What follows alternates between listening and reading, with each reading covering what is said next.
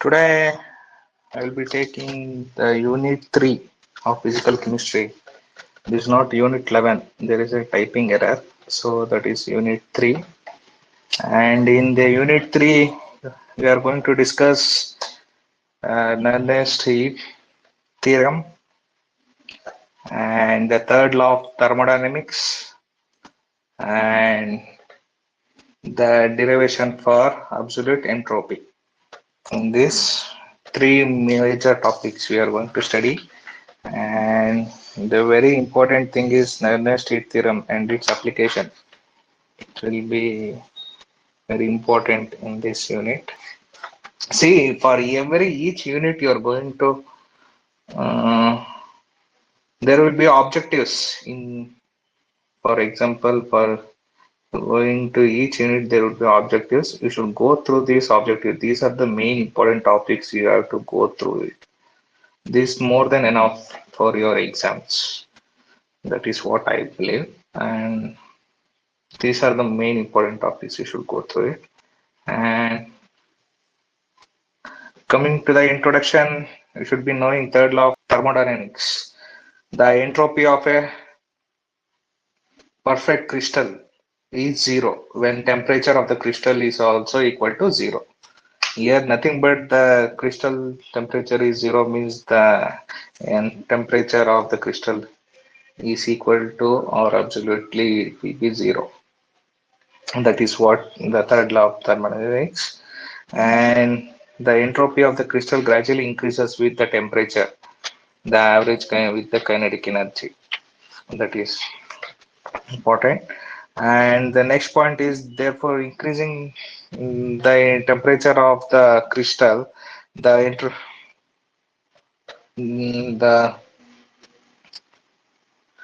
temperature increases the entropy of the system also. This what the third law of thermodynamics deals with the entropy of the system at absolutely zero.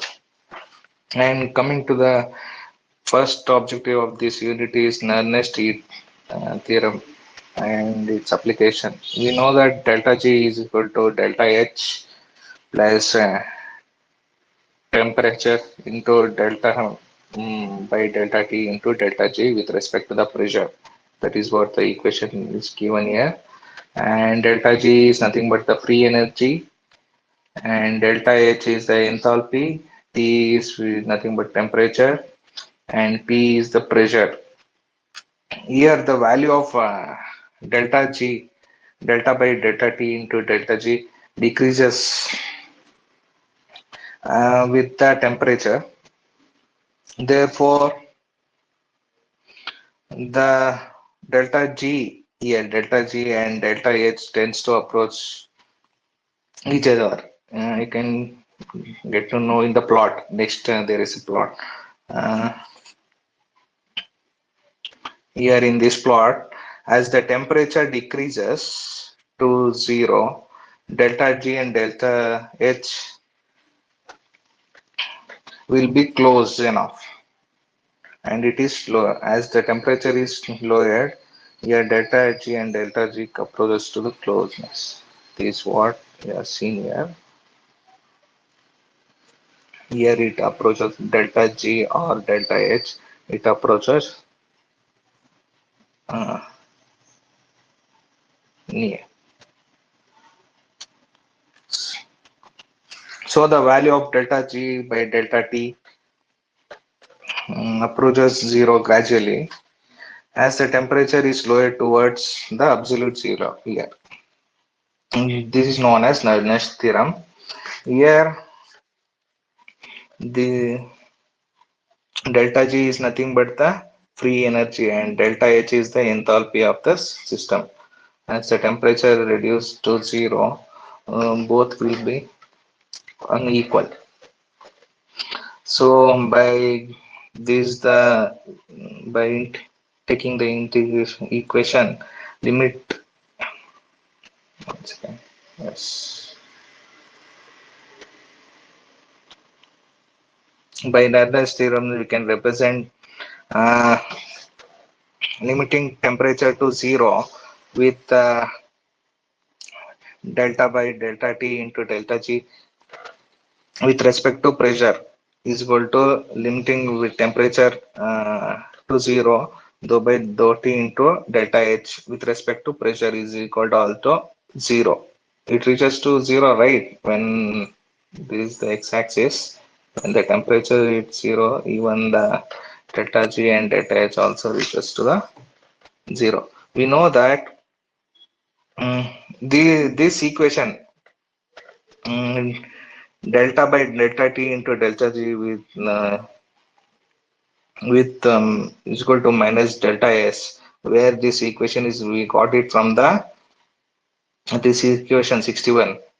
Uh, Previous Gibbs-Helmholtz equation, we have got this at constant pressure. This the this equation is derived from the Gibbs-Helmholtz equation with respect to the constant pressure. By from the Kirchhoff law, we know that delta by delta T into delta G with respect to the pressure is delta C into P, where delta G is the free energy and delta H is the enthalpy of the system. Further, we can see with the H1 differentiating this equation, delta by delta T into delta H with respect to pressure is equal to delta H 2 H1 and H, here we are taken H2 and H1. What are these? Are the enthalpies of A and B of the component. Component A and B means there are two components.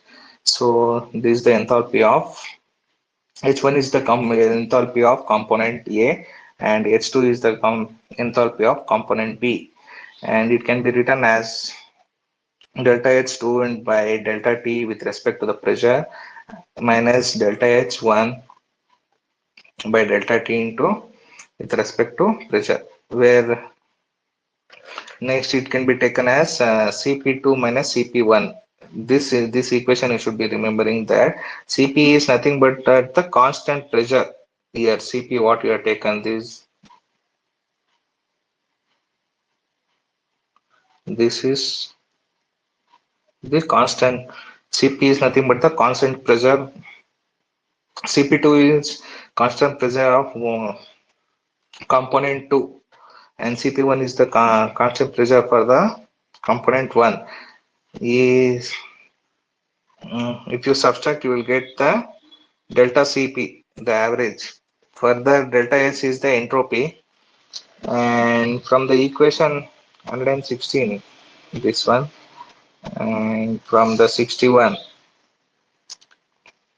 and with the respect to 117, the from Kirchhoff law, the change in entropy of the heat capacity of the reaction tends to zero when the temperature is lower.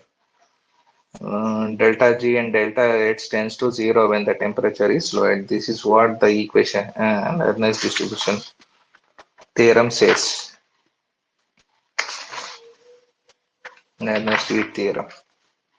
So this is very much important.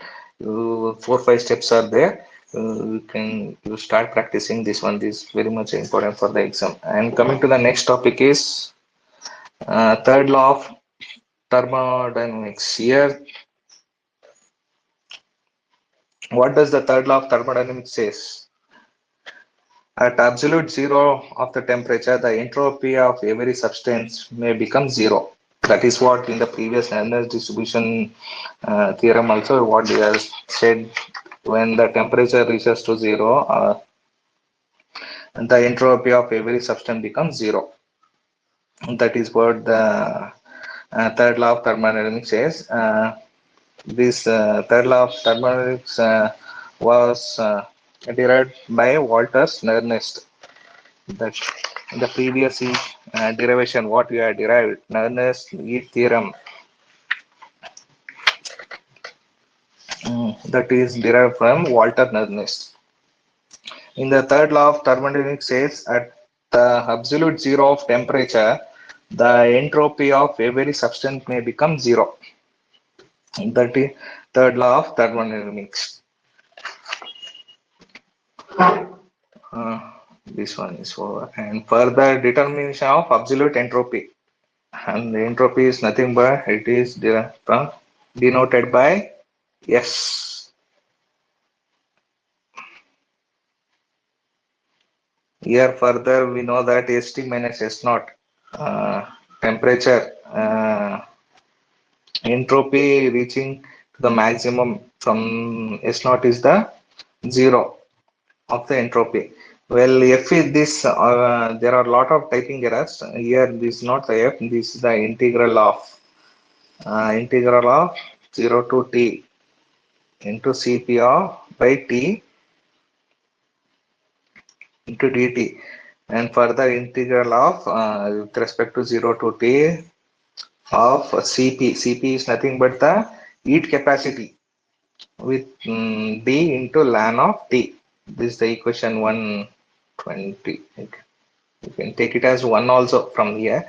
Since S naught is 0 when temperature is 0 and St is the maximum reached when the temperature is in the high. Here you can see in the next point. So that here when St is absolute entropy at temperature Tk, it is the maximum, and when the S naught is the temperature which is in the 0 Kelvin. By measuring the heat capacity at various temperature for T is equal to 0 to T is equal to maximum. Here in the next plot, we will get to know that. Yes. In this plot, Cp is nothing but the heat capacity, and this is the temperature. As the this x-axis is the temperature. As the temperature increases, the heat capacity also increases. This is the S to T. This is the absolute entropy of the temperature. This area is known as absolute ST value. This is nothing but the absolute entropy of the temperature. As the temperature increases, the entropy also increases. This area is known as the absolute entropy of the temperature. Further, uh, from this equation 120, you can, from the previous equation, St is equal to integral of 0 to T star. T star is nothing but here is the middle of the temperature. T star. The T is 0 here and T star, and this is taken as T. Maximum temperature is known as T. We have taken. So we are going to write here ST is entropy of the temperature.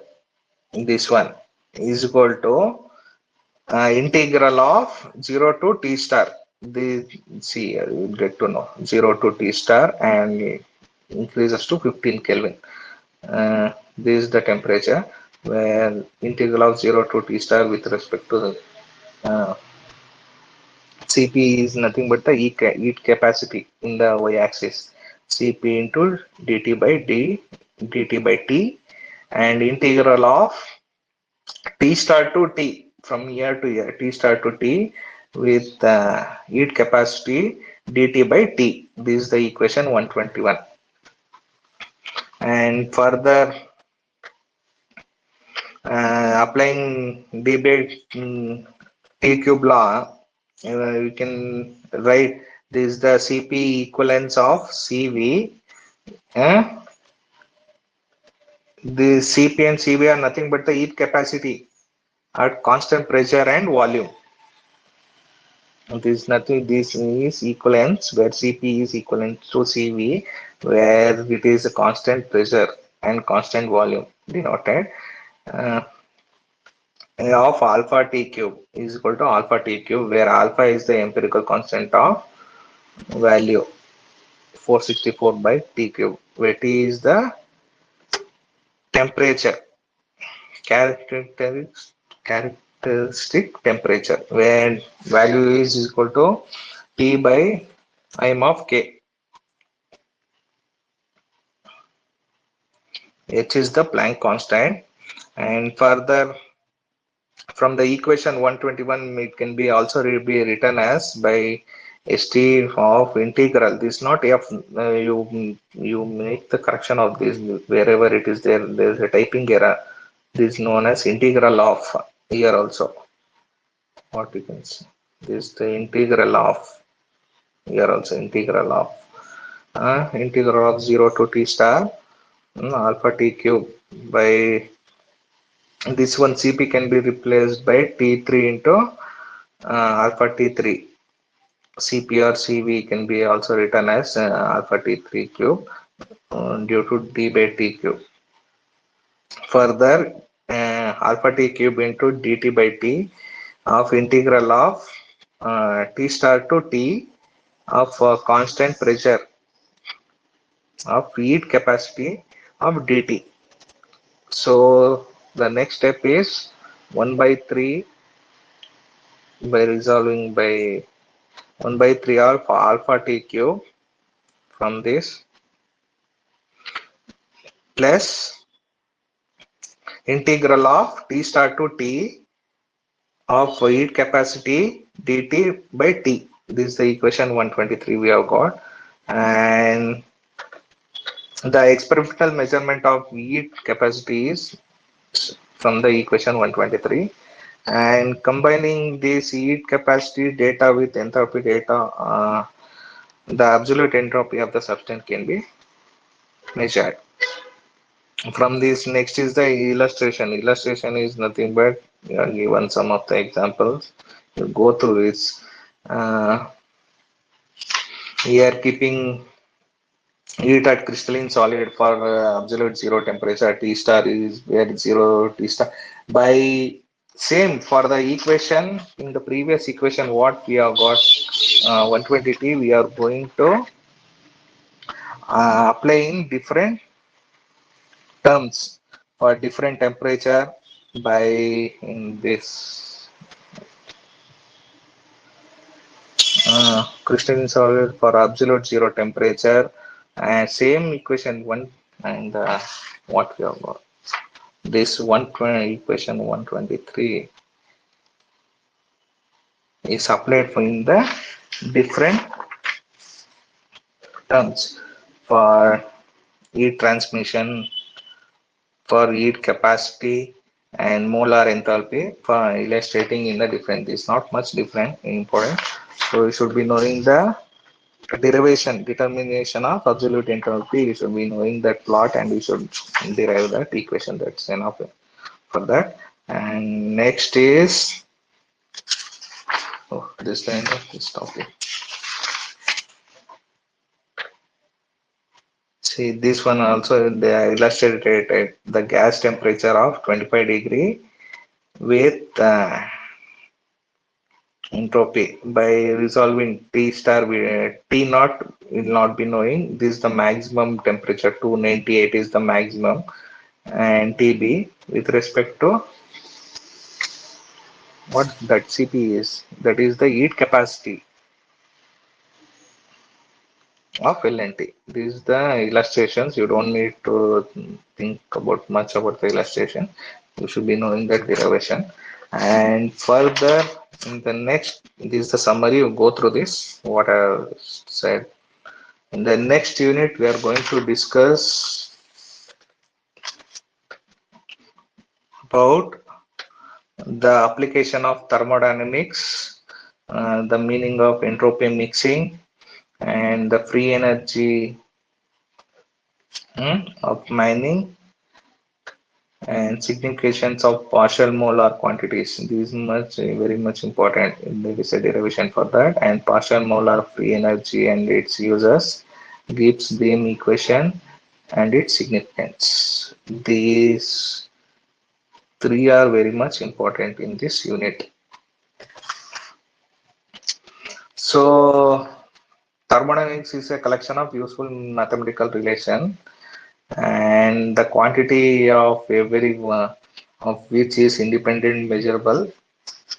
So the principle of this energy is allows the energy required for process to be calculated. For example, when two or more substance are mixed, usually the change in measurable properties of various component system. This is what the application seen. It's nothing but when you are mixing two or more substance or one substance means that is one component and one another substance is another component. When one or two components are mixed, there is a change in measurable properties, such as if you're mixing with the air, one gas with another gas, or with one liquid with another liquid, you're going to measure the properties of various components, how it behaves, how the temperature, pressure, and volume changes. You're going to measure these things. This is what in the unit 4. Here, the first topic is entropy of mixing. When two ideal gases are brought in contact at constant temperature and pressure, when two ideal gases here in the entropy of mixing is the two ideal gases are in contact with the constant temperature and pressure, both diffuse spontaneously and until the equally until the it reaches equilibrium. So the spontaneous of mixing gases occur due to change in entropy of the gases. The entropy of gases also it varies. So here in the first derivation of this entropy of mixing, um, here delta S1 is equal to N1 into R of ln V1 plus V2 by V1, where N1 is the moles of gas at initial volume V1 and the final volume is the V2. No, sorry. And N2 is the moles of gas at initial volume V2. N1 is the N1 and N2 are moles of gas at different initial volume of V1 and V2. N1 is the moles of gas of one. N2 is the moles of gas of another gas. When both the gas are missing, N1 and N2 are the moles of gas of initial volume V1 and V2. So here delta H is the entropy, and further uh, in the next step, similarly for delta S2 is the entropy of the component 2. Component 2 is the, here we are taking gas 1 and gas 2, component 2 is the gas 2. So yes, so delta S2 is equal to N2 into R ln of V1 plus V2. N2 is the moles of gas of gas 2, this one, and the V2 is the volume of gas 2. Here the change in entropy of mixing delta S mix is the mixture. Delta S mix mix is the mixture of gas 1 and gas 2. It can be written as delta S mix is equal to delta S1 plus delta S2. So delta S1 is the of gas 1, entropy of gas 1, delta S2 is the entropy of gas 2. So here when it is getting mixed, this is the equation what we are getting. Further N1 into this what the previous, this one we are taking delta S1 is the N1 into R ln of V1 plus V2 by V1, and delta S2 here N2 into R ln of V1 plus V2 by V2. So we are taking here N1 into R ln that one delta S1 plus delta S2, we are uh, writing their values. N1 of R ln V1 plus V2 by V1 plus N2 R of ln V1 plus V2 by V2. Further, here the moles of gas 1 and gas 2 are x1 and x2. We can take it as x1 is equal to n1. This one it can also be written as x1 is equal to n1. The moles of gas 1 is x1 and moles of gas 2 is x2. It can be written as n1 by n1 plus n2, or v2 is equal to v2 by v1 plus v2. Further, substituting x is equal to where we have got in the previous equation, in the above equation, means this is the equation what we have got. We are going to substitute x1 is equal to v1, this one v1 by v1 plus v2, and x2 is v2 by v1 plus v2, where we are solving in the equation delta s mix. This is the delta x mix is the mixture minus r into n1 into ln of x1 plus n2 into ln of x2. This is the equation 133. Further resolving, minus r into n of x1, we are going to write the value of x1 and x2 what it is here. This is the x1 and this x2. N1 plus n2 divided by n1 plus n2. The value of x2 is here n1 by n1 plus n2. This is the value what we have taken. And further, delta S mixture, uh, entropy of the mixture is not but the entropy of the mixture is minus r into x1 ln of x1. Yes, this one you can take it as minus r into this whole can be written as x1, and further this one n2 into n1 plus n2 divided by n1 plus this one can be written as x2. So taking common here, minus r into x1 ln of x1 plus x2, this one x2 into ln of x2 into n1 into n2. By taking n1 and n2 is equal to 1, means both are the volume is 1, means of the gas 1, 1 and gas 2, it can be written as delta S mix minus R of x1 into ln of x1 plus x2 into ln of x2, where this is the equation 134. By equating from 134 and 133, it can be generally written here delta S mix minus sum of, you can by generally it can be written as minus r into sum of n1 by n into x1, where delta x mix is nothing but minus r into sum of x1 by n into x1. This is the equation.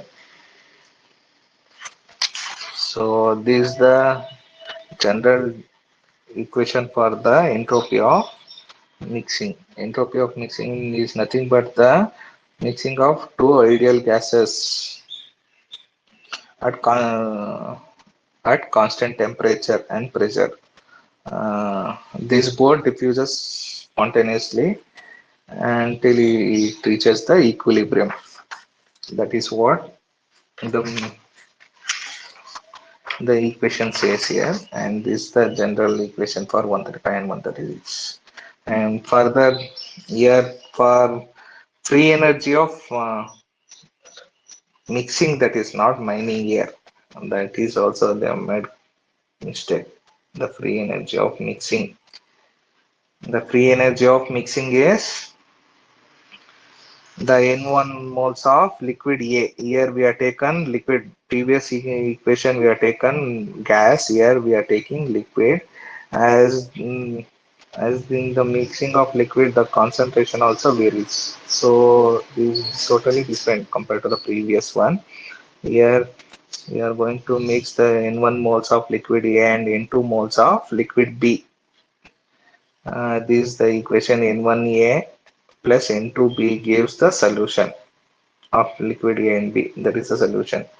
And further, uh, here G is the total free energy of the solution. G is given in the temperature and pressure. G is equal to N1A bar plus N2 GB bar, where GA bar and GB bar are partial molar free energy. For partial, we are going to write the bar above for partial molar. That you should be knowing. So this is the partial molar of free energy, Ga bar and Gb bar. In the next step, Ga naught and Gb naught are the initial volume of the liquid A and liquid B. So here N1 into A, this is A. Please, some of the typing errors are there. This is A naught plus N2 into Gb naught, where Ga and Gb are what it is, free energy. So in the next term, the sum of free energies of the pure components is given here, and further delta G mix free energy of the solution minus free energy of the pure component. What we have mixed, that is the free energy, how much the free energy present in that component minus free energy of the pure component. We should be knowing that that is known as delta G mix here. Yeah. Further, G minus N1 in the from the previous equation, G minus N1A N1 GA naught plus N2 GB naught. Further multiplying, we will get N1 G1 GA bar plus N2 GB bar. These are the partial molar. So we are going to write the bar on the above GB bar minus N1 GA naught into N2 GB naught. While further the chemical potential, it is denoted by mu. This mu is nothing but the chemical potential of the reaction taking place. Is given by mu is equal to mu naught plus RT ln of A. For ideal solution, it can be written as X also. So A is taken as X here, where mu naught is nothing but mu is equal to mu naught plus RT ln A. By applying chemical potential on the partial molar free energy, you can write Ga bar. This Ga bar, only one bar it is. There is also some typing errors. And this is Gb bar.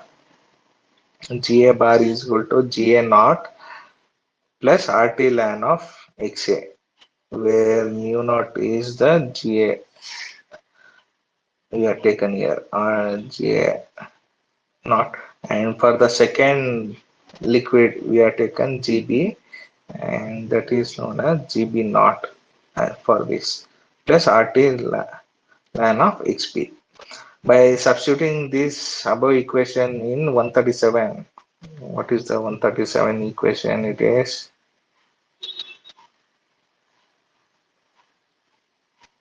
yes, here it is.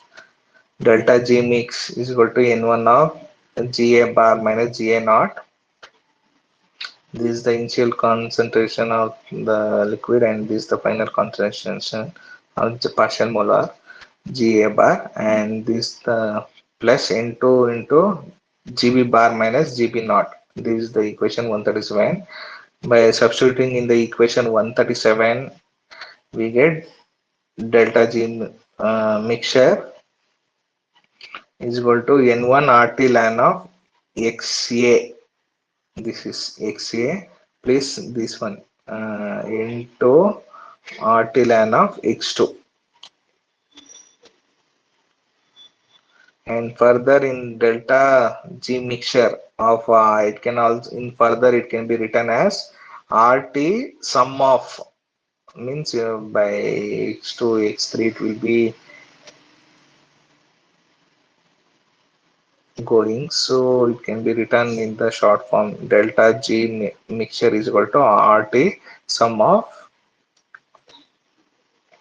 N1 by N into X1. This one is, this is the equation 138. This for it can also be applied for ideal gases, this equation. So this is for free energy of mixing in the liquid. In the previous, entropy of mixing is studied for the gases also. And next is partial molar.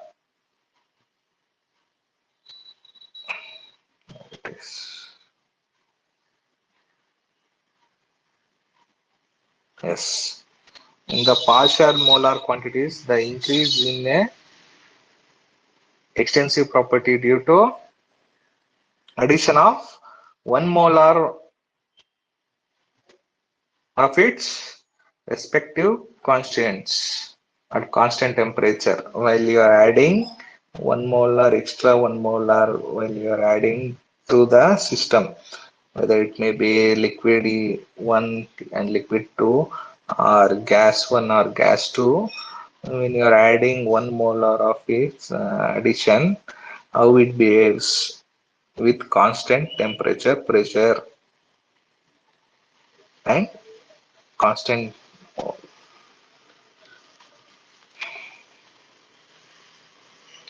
So in order to define this thermodynamic step, the system containing one component, only three variables required to pressure, temperature, volume, you are going to study, and keeping those pressure, temperature and volume as constant. And in further discussing the property of any solutions, whether molar quantity can be applied for this, and also it can be used as a partial molar quantity here. Further, the thermodynamics properties of such as E, H, S, and G. It's nothing but E is for free energy, and H is enthalpy, and S is. These are the thermodynamics properties where E is free energy, H is enthalpy, and S is entropy, and G is the Gibbs free energy. And further, one more is there. A also it is there, which is Almond's free energy. Okay.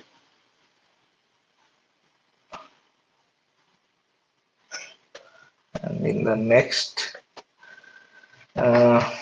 before getting into the topic, we should be knowing what is in the partial molar quantities. What is molar quantity? The actual values divided by amount of substance added. So that is known as molar quantity. Here partial molar quantity is it is nothing but the extensive property. The solution changes with varying the molar concentration of the mixture. As addition of 1 molar, the concentration of the system varies. That you are going to study with constant temperature and pressure. That is known as partial molar quantities. Here, this was derived from the uh, Thermodynamics by G. and Lewis. And further, this property of function of temperature, pressure, and the number of moles for various components are present here. If the X represent the partial molar property with this one, sorry, X is equal to this is not F. You should make the type. There are some typing errors. This is integral of P, pressure, temperature, with N1 and N2, where the N and represent the moles of the component. So with keeping pressure and temperature constant, we are going to from moles of the component N1 and N2 here. This is the equation 139 we are taking. Further, by differentiating, we can write it as same this equation by differentiating dx of delta x by delta p with respect to temperature and moles into dp plus dx of dt with pressure norm moles of 1 into dt dx of dn with respect to temperature, pressure, and moles of uh, into d1. It can be written further. So dx by dp delta p into respect to with respect to temperature and moles of n1 into dp, and further this can be extended. That is what here it is continued from year to year. It has been continued and it can be written as this is the equation 140, where x1 and x2 are the moles of partial molar property. This is the partial molar x1 and x2 represent. And further, for example, this is the equation. And if you're going to apply for someone like E7,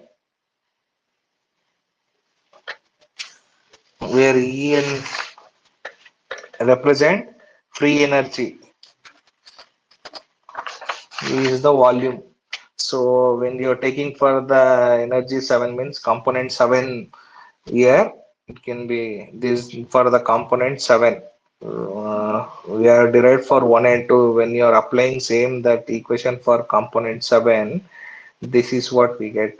E7 d by dn 1 with respect to temperature, pressure, and moles of one component. This is the volume for 7 dV by dn of temperature, pressure with moles of 1. And further, the partial molar quantity represented by this what I told before earlier. This bar is above S7 bar or V7 bar or E7 bar. The above bar is represented as partial molar quantity.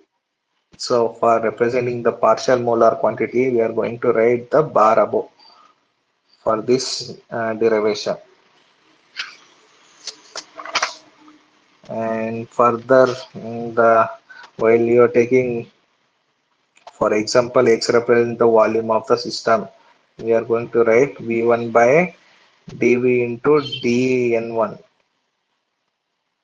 with respect to pressure, temperature of moles into partial mole of compound 1 this is, and this can be written as further differentiating, it can be written as dx into x1 bar into dn1 plus x2 bar into dn2 plus, like this you can be written for x3 bar dn2 dn3, like that. By integrating this one further, you can this f is not, this is not f, it is integration, integral of dx is equal to integral of x1 bar into dn1 plus integral of x2 bar into dn2. Further, it can be written for x3 bar, integral of x3 bar into dn3. Here, x bar can be regarded as the moles of total value of the property x. It is nothing but the total value of the property x is, see here, this x1 bar and x2 bar, x3 bar, it can be written as the moles of the total volume of property x.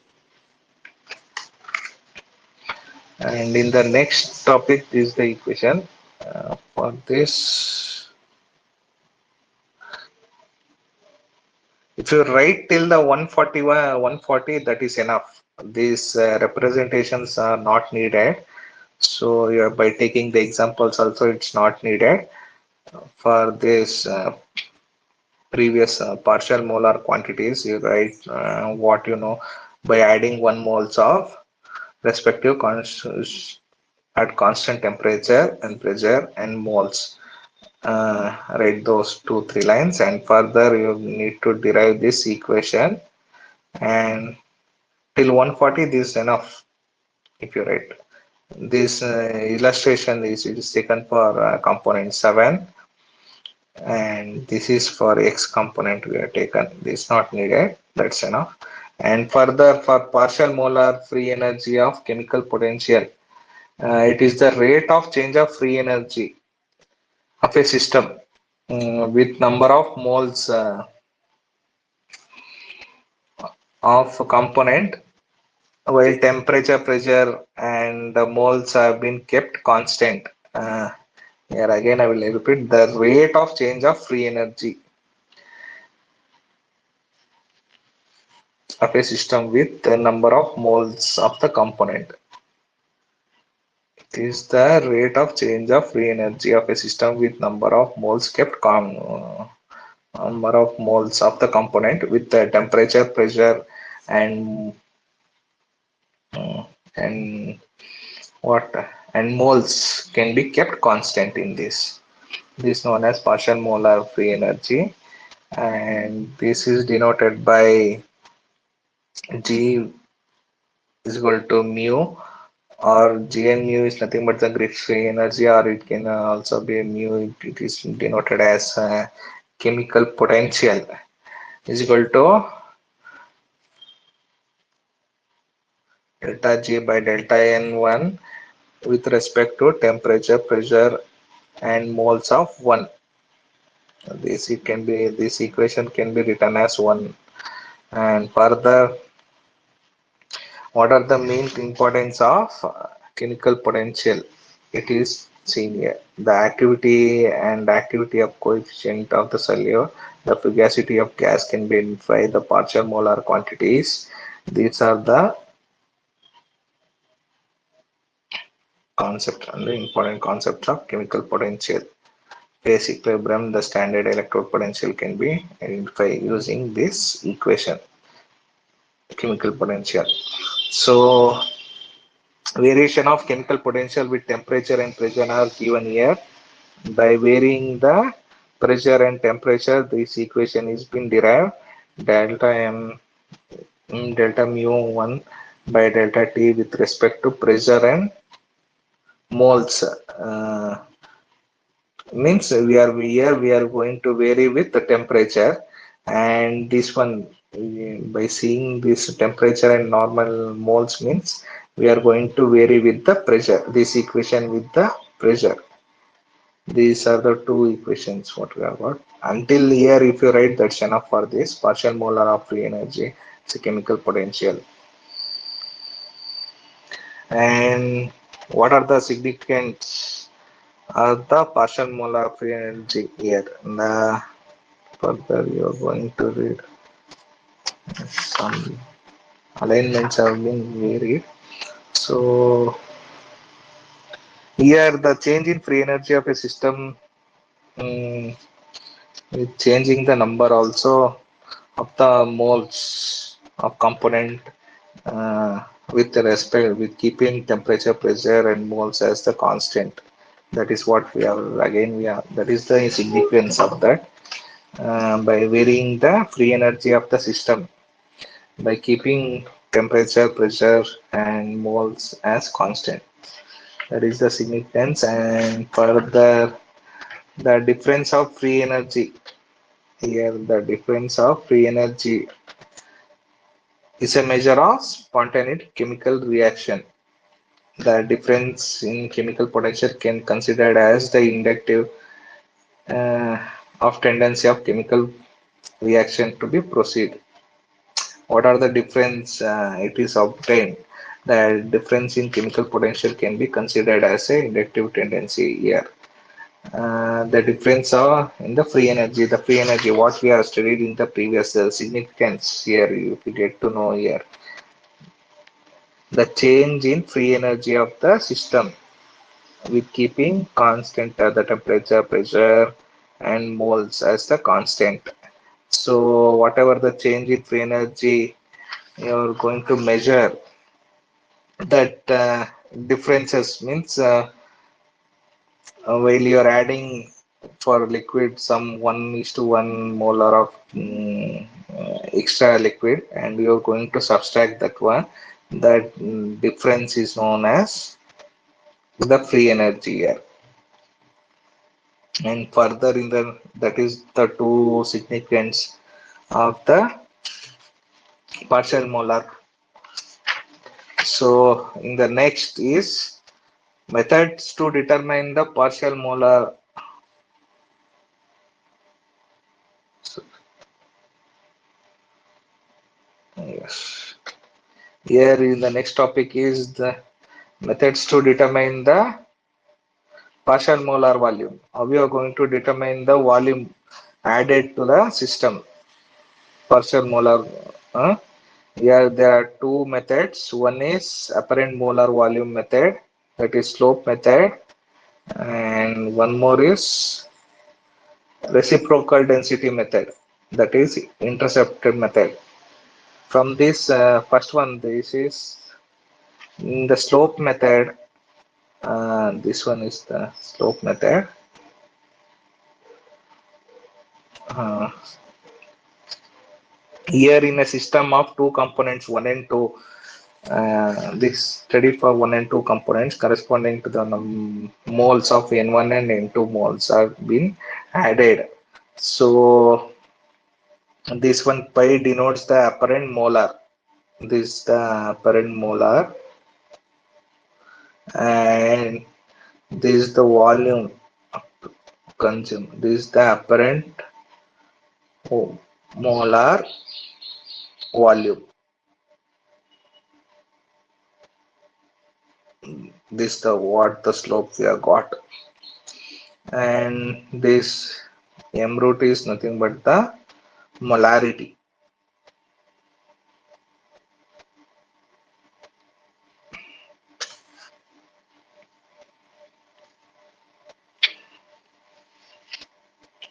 So from this, what we can write the equation is pi 2 is equal to V1 here. V1 minus N1 V1. N1 and N2 are moles of the volume. And further, pi is the apparent value. Pi is nothing but the apparent molar, where N2 pi 2 is equal to further N2 multiplied into pi 2. Further, it can be written as N2 into pi 2 is equal to V minus N1 V1.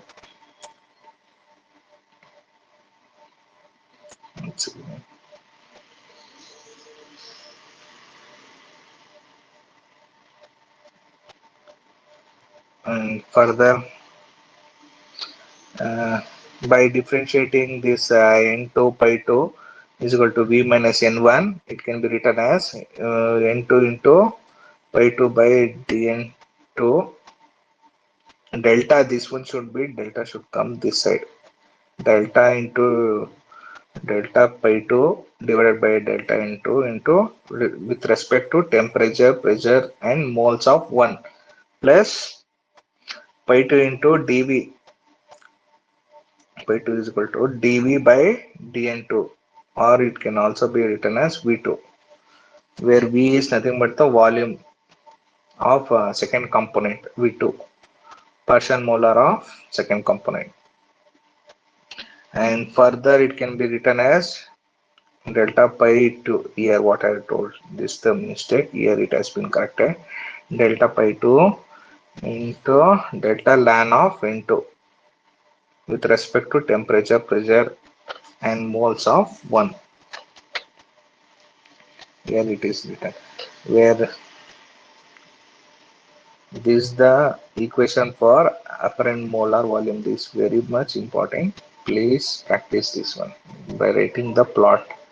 Otherwise, you'll not be getting to know where this x is the intercepted correspondent. And in the second type of determining the partial molar volume is reciprocal density method. In this intercept method, the most common employed method, this one it is. There are two component system containing 1 and 2 with both are liquids. For two component system means two liquids are being used, like for example for water and ethanol we are taking here as an example for this to determine the partial molar volume of the system. So here in the plot 1 by p, it can be, it is the density of water and ethanol, and further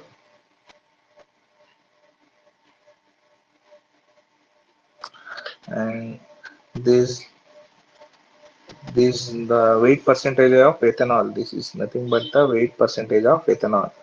As the percentage of ethanol is increased, you are going to density of water and ethanol also gets increased. This is the plot intercept method what you have got, where it is getting intercepted.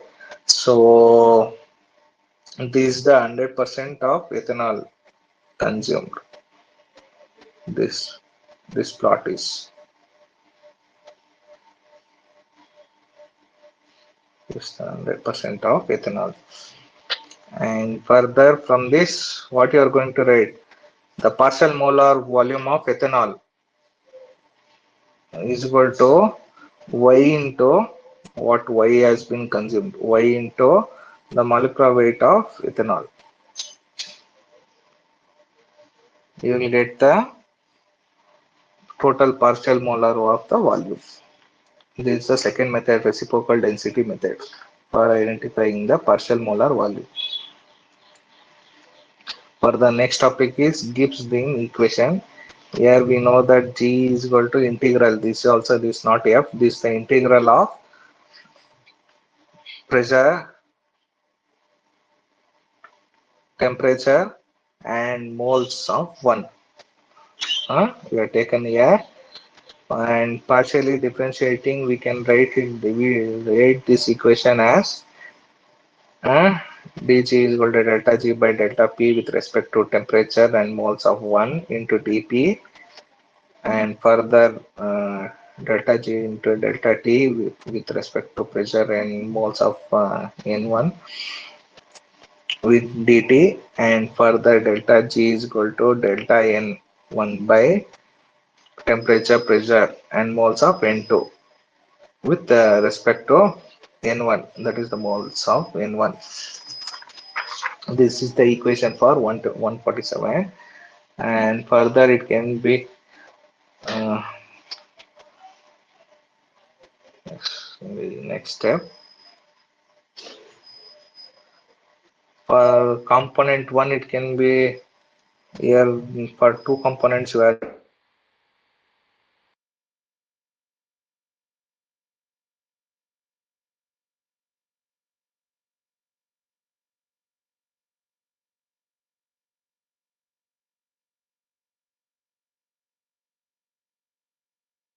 This the for G1 is the G1 bar. This is not two bars are there. This is only one bar. G1 bar is equal to delta G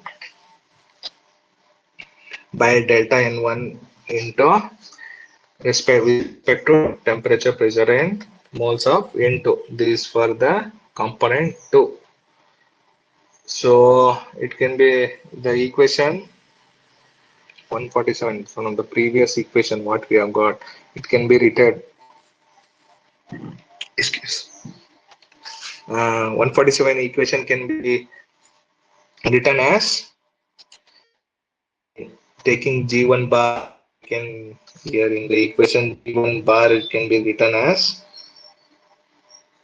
delta N1 with respect to temperature, pressure, and moles. It can be written as delta G into this one is the bracket. In the previous you can write here also. This is the 147 equation where you are going to add delta G, delta N1. Here, this is the 147 equation. Here you are going to change G1 wherever the G is there. You are going to write delta G by delta N1. Here, delta G into delta P with respect to temperature and moles of N1 into dP plus dG by dt with respect to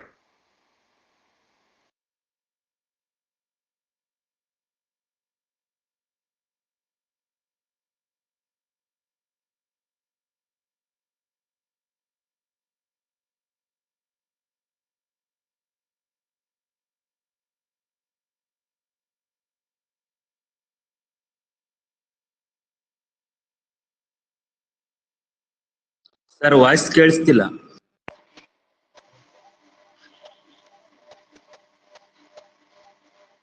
delta G into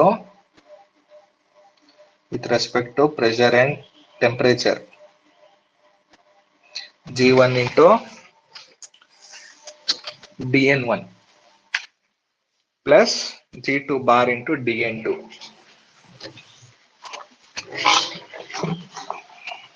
This can be equation 149. Further integrating this equation, we can write it as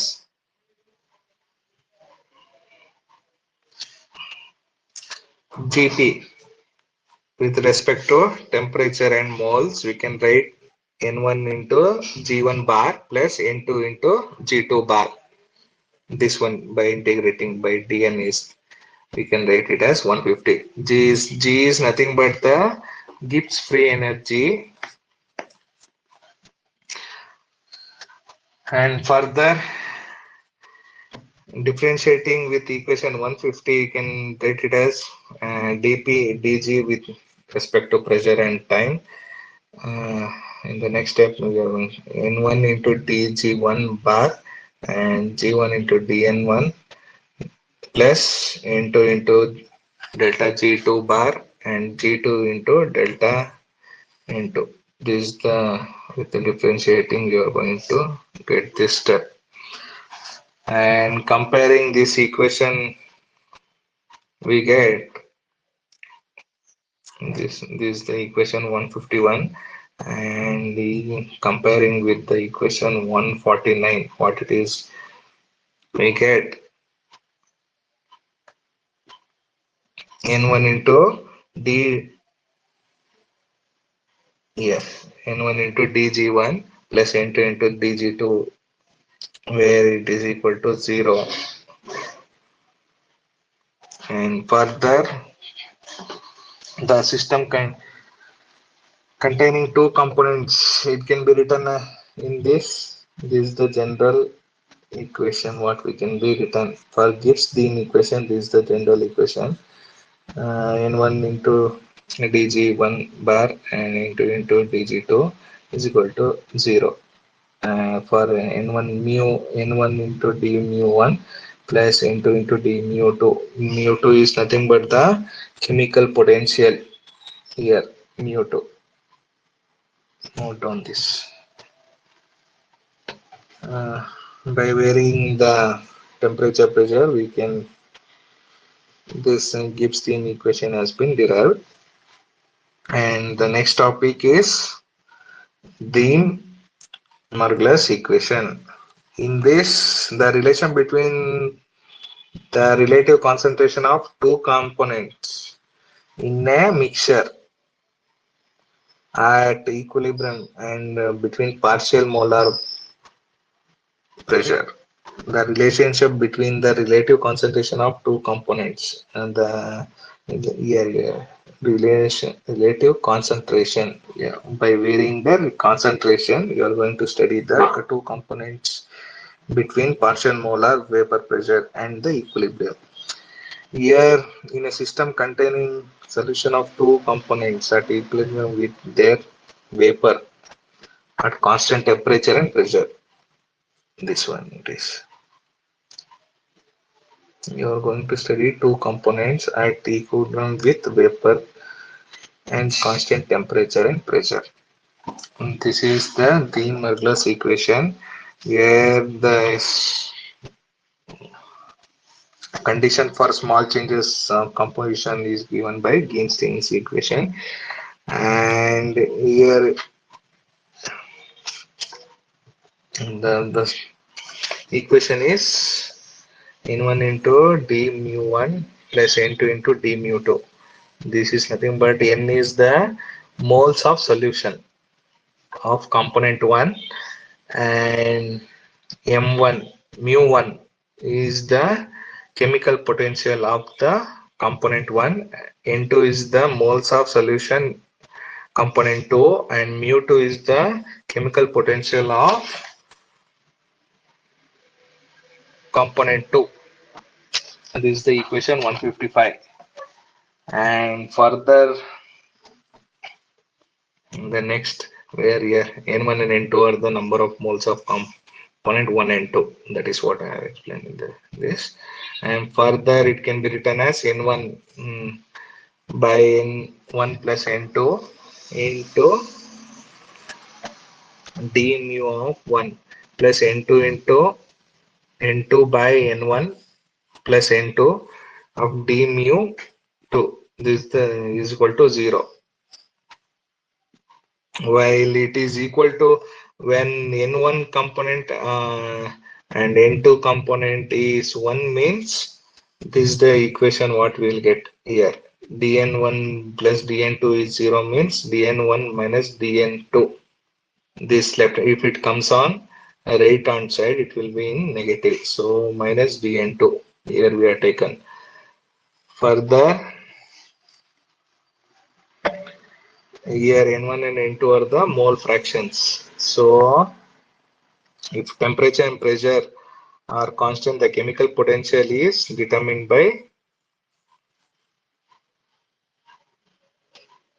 this method. So here d mu of 1 means the, what is that? The chemical potential of component 1 is equal to d mu of 1 by d mu of dN1 with respect to temperature and pressure into dN1. The substituting this value of d mu in the previous equation we get here. For this equation, we are going to substitute the value of dm mu1 here, and wherever the d mu1 is here, see here, we are going to substitute, and this is the equation what we get here. This is the equation while substituting d mu1 in the equation dm mu1. This is substituted in the place of d mu1.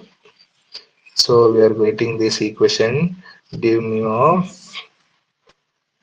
d ln of n1 into with respect to temperature, pressure, and dn1 plus d mu of 2.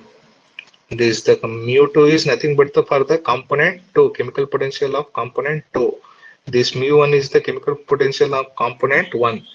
So is equal to 0. That is what d mu here. This is what is equal to 0. When the same dn1 component of 1 and dn2 component 2 can is equal to 0, further when it is coming on the right hand side it is in the negative. So substituting dn1 in the equation 156, what is the equation here, what you are substituting? Dn1 is equal to minus dn2. This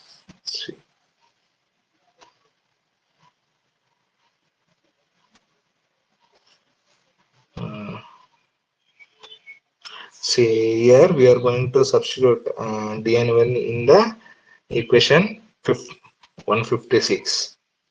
So dn1 is nothing but is equal to minus dn2 what we have got. So in this one we are writing the same. In replacement of dn1 we are going to write dn2 minus dn2 plus delta mu2 by delta ln of n2 with respect to temperature and pressure of dn2.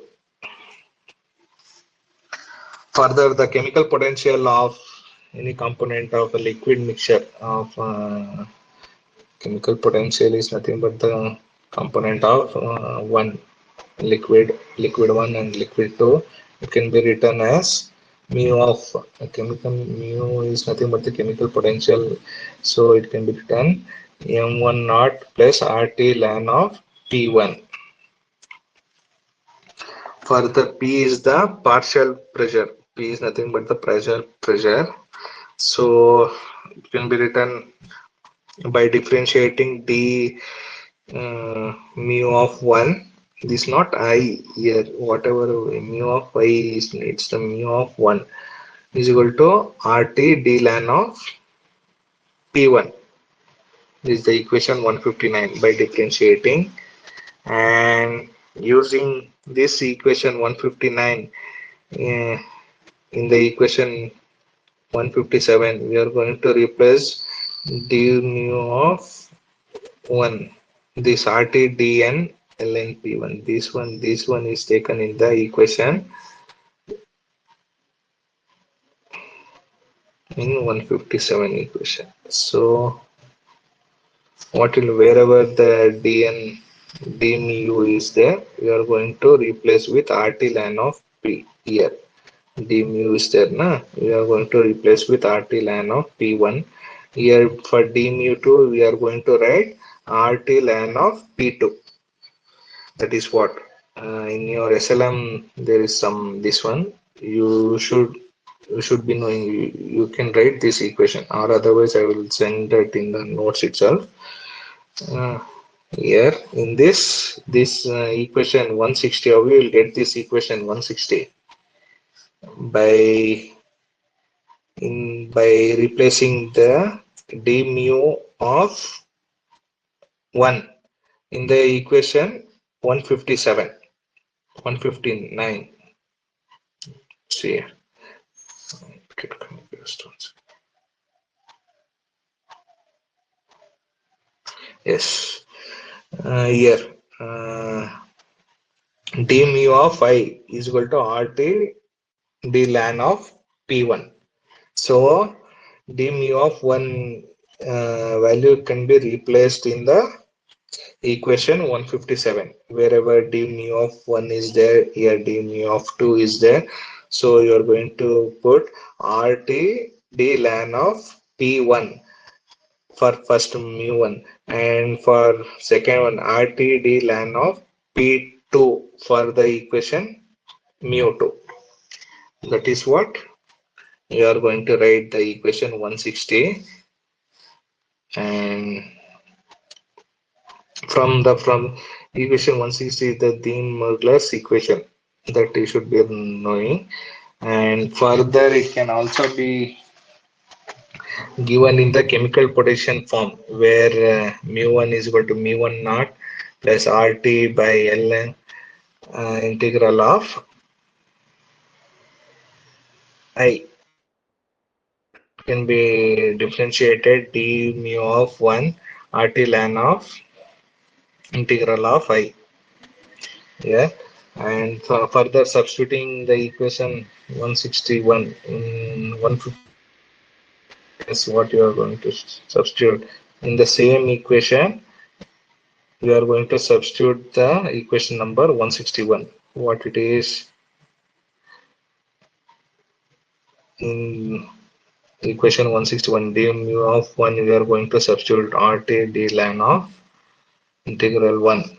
In this one, you are going to substitute in the equation 157. So we are going to get this equation by substituting in the equation 157 d ln of integral 1 by d ln of n2 with respect to temperature and pressure, d ln of integral 2 with d ln of by d ln of t with respect to temperature and pressure. This 162 or equation 160, it can be known as de Morgan's equation. This is the end of the unit 4. So summary, you go through this, you will get an idea. Uh, if there is any doubt, let me know.